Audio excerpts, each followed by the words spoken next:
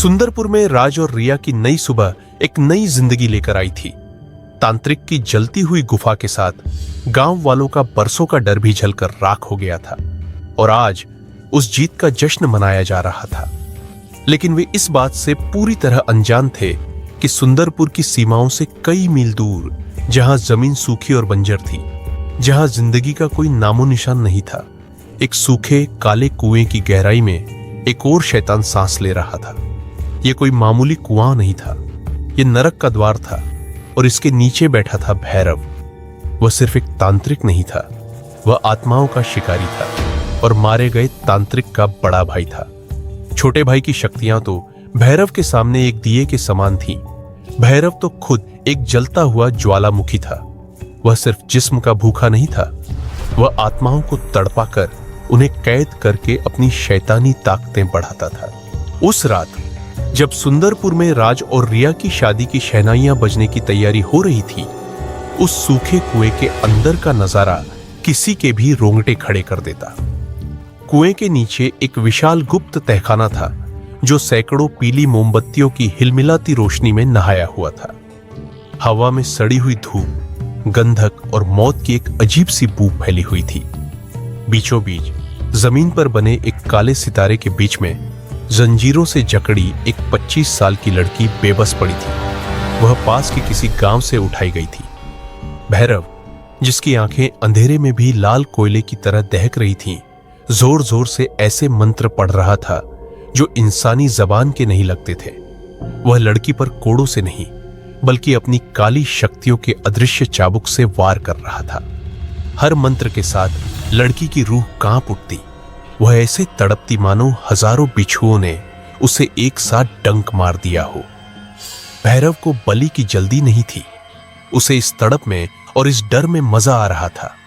वह अपनी शैतानी देवी को खुश करने के लिए उस लड़की के जिस्म से डर और दर्द की आखिरी बूंद तक निचोड़ रहा था। जब रात अपने सबसे काले पहर में पहुंची, जब चांद भी बादलों के पीछे छिप गया, भैरव ने अपना अंतिम अनुष्ठान शुरू किया। वह जोर से हंसा, एक ऐसी हंसी जिसने तहखाने की दीवारों को कंपा दिया। उसने अपना एक बड़ा तेज धार वाला जंग लगा छुरा उठाया जिस पर न जाने कितने बेगुनाहों का खून सूख चुका था और अपनी शैतानी देवी का नाम लेकर उस लड़की की बलि चढ़ा दी। जैसे ही लड़की के बेजान जिस्म से उसकी आत्मा आजाद होने के लिए छटपटा कर निकली, भैरव ने अपनी कमर से एक छोटा काला जादुई कलश निकाला। उसने मंत्रों से उस तड़पती हुई आत्मा को जबरदस्ती उस कलश की ओर खींचना शुरू किया। आत्मा ने चीखा, उसने भागने की कोशिश की, लेकिन भैरव के मंत्रों का जाल बहुत मजबूत था। एक आखिरी दर्द भरी चीख के साथ वह आत्मा उस काले कलश में हमेशा के लिए कैद हो गई। भैरव ने उस कलश को उठाया और तहखाने की एक दीवार के पास ले गया। वह दीवार जमीन से छत तक ऐसे ही हजारों कलशों से भरी पड़ी थी। हर कलश में एक तड़पती हुई आत्मा कैद थी। यह भैरव की शैतानी शक्ति का संग्रहालय था, उसकी जीतों का सबूत। आत्मा को कैद करने के बाद भैरव ने उस बेजान जिस्म की तरफ देखा। उसकी हवस की भूख अभी बाकी थी। उसने मरी हुई लड़की के जिस्म को उठाया और उसे पत्तों जैसी बनी एक चादर पर लिटा दिया। वह मरी हुई लड़की के होठों को सहलाने लगा और फिर उसके जिस्म को अपने हाथों से सहलाने लगा। वह धीरे धीरे उसके जिस्म को छूकर अपनी हवस उतारने लगा। लड़की पहले से मरी हुई होती, जिससे कि वह न तो चीख सकती थी न भाग सकती थी। तांत्रिक ने उसके जिस्म को नोच नोच के उसकी पहचान को ही मिटा दिया। उसने उस मृत शरीर के साथ अपनी शैतानी वासना पूरी की और फिर सबूत मिटाने के लिए उस लाश को वहीं बने एक बड़े हवन कुंड में जलाकर राख कर दिया। भैरव अपनी इस नई जीत पर घमंड से भरा हुआ था। वह अपनी शैतानी देवी का शुक्रिया अदा कर ही रहा था कि तभी उस तहखाने का तापमान अचानक गिरने लगा। जो मोमबत्तियां अभी तक पीली रोशनी दे रही थी, वे नीली पड़कर बुझने लगी। दीवार पर रखे हजारों कलश जोर जोर से खड़खड़ाने लगे, जैसे उनके अंदर कैद आत्माओं ने कोई बड़ा खतरा महसूस कर लिया हो। भैरव चौंक गया। उसकी इजाजत के बिना यहां कुछ नहीं होता था। तभी एक धुएं का साया तेजी से उठा। वह साया जमीन पर गिरा और धीरे धीरे एक तड़पते हुए इंसानी रूप में बदलने लगा। उस धुएं से जले हुए मांस की बदबू आ रही थी। भैरव चौंक गया। यह आत्मा किसी कलश में कैद नहीं थी, यह आजाद थी। भैरव, भाई, वह आत्मा दर्द में कराहते हुए बोली। भैरव ने उस रूप को पहचान लिया। उसकी आंखें गुस्से से जल उठी। छोटे, वह गर्जा, तुम्हारी यह हालत कैसे हुई? तुम एक आत्मा के रूप में यहां कैसे भटक रहे हो? तुम्हें तो मैंने अजेय होने की शक्तियां दी थी। एक साधारण लड़के ने मुझे मार दिया, तांत्रिक की आत्मा ने तड़पते हुए कहा। उसकी आवाज में सदियों का दर्द था। उसने मेरी साधना भंग कर दी। उसने मुझे और मेरी सारी शक्तियों को उसी गुफा में जलाकर राख कर दिया। यह सुनते ही भैरव का घमंड पल भर में भयंकर क्रोध में बदल गया। वह आग बबूला हो उठा। उसका छोटा भाई, जिसे उसने खुद काली शक्तियां सिखाई थी, एक मामूली इंसान के हाथों मारा गया। यह सिर्फ भाई की मौत नहीं थी, यह भैरव का अपमान था, उसकी शक्तियों का, उसके वजूद का अपमान। कौन है वो कीड़ा? भैरव ने अपनी पूरी ताकत से दहाड़ लगाई। उसकी आवाज से पूरा तहखाना कांप उठा। कई कलश दीवार से गिरकर टूट गए और उनकी आत्माएं चीखती हुई वहीं भस्म हो गई। उसका नाम राज है, सुंदरपुर गांव में, छोटे भाई की आत्मा ने कहा। भैरव ने गुस्से में अपनी मुट्ठी भींची।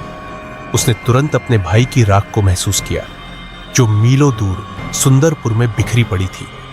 उसने अपनी आंखें बंद की और अपनी काली शक्तियों को उस गांव की ओर भेजा। उसने देखा, सब कुछ देखा। उसने जलती हुई गुफा देखी। उसने अपने भाई की अंतिम चीखें सुनी और फिर उसने राज का चेहरा देखा। और फिर उसने जो देखा उससे उसका खून खौल उठा। उसकी तंत्र दृष्टि में राज इस वक्त दूल्हा बना बैठा था और उसके बगल में रिया बैठी थी। गांव में जश्न हो रहा था। तो ये है वो। भैरव ने घृणा से कहा, मेरा भाई यहां राख बना भटक रहा है और वो कमीना वहां अपनी शादी का जश्न मना रहा है। उसने अपने भाई की तड़पती आत्मा की तरफ देखा और कहा, तुम्हारी आत्मा को तब तक शांति नहीं मिलेगी जब तक मैं उस लड़के की आत्मा को लाकर अपने इस संग्रहालय में नहीं सजा देता। और मैं सिर्फ उसे मारूंगा नहीं, मैं उसे तड़पाऊंगा। मैं उसकी उस दुल्हन को उसके सामने घसीट कर लाऊंगा और उसकी बलि दूंगा। मैं उस राज को उसकी आंखों के सामने अपनी हवस का शिकार बनाऊंगा। मैं उसे इतना मजबूर कर दूंगा कि वह अपनी मौत की भीख मांगेगा, लेकिन मौत उसे नसीब नहीं होगी। और यहां सुंदरपुर में इन सब खौफनाक इरादों से कोसों दूर जिंदगी एक नई करवट ले रही थी। गांव वालों ने मिलकर राज और रिया की शादी तय कर दी थी। आज वही शुभ दिन था। पूरा गांव खुश था। ढोल नगाड़े बज रहे थे। हवा में पकवानों की खुशबू थी। राज, जो कल तक मौत के मुंह से लड़ा था, आज अपनी जीत का सेहरा पहने दूल्हा बना बैठा था। रिया, जो एक जीती जागती लाश बन गई थी, आज लाल जोड़े में किसी अप्सरा सी लग रही थी। दोनों का प्यार आखिरकार शैतान पर जीत गया था। उन्होंने अग्नि के फेरे लिए, एक दूसरे को वचन दिया कि अब कोई भी ताकत उन्हें अलग नहीं कर सकती। पंडित जी ने उन्हें पति पत्नी घोषित किया। वे हंस रहे थे, अपने नए जीवन के सपने देख रहे थे। वे खुश थे क्योंकि उन्हें लगता था कि सबसे बड़ा खतरा हमेशा के लिए टल चुका है। शादी के बाद राज और रिया हाथ में हाथ डाले गांव के मंदिर में आशीर्वाद लेने गए। वे हंस रहे थे, भविष्य की योजनाएं बना रहे थे, लेकिन उन्हें इस बात का जरा भी अंदाजा नहीं था कि जिस वक्त वे मंदिर की सीढ़ियां चढ़ रहे थे, उसी वक्त उनके गांव की सीमा की ओर बंजर जमीन को चीरता हुआ एक काला साया तेजी से बढ़ रहा था। भैरव अपने भाई की मौत का बदला लेने के लिए निकल चुका था।